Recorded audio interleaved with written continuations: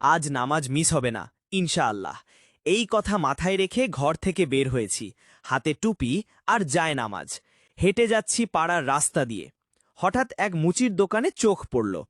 ভাই, এই স্যান্ডেলটা না একদম আমার স্টাক দেয়। আরে বস, কই যাও? আমি তো থেমেই গেলাম। ভাবলাম এক কাপ চা না খেয়ে গেলে মনটাই খারাপ থাকে।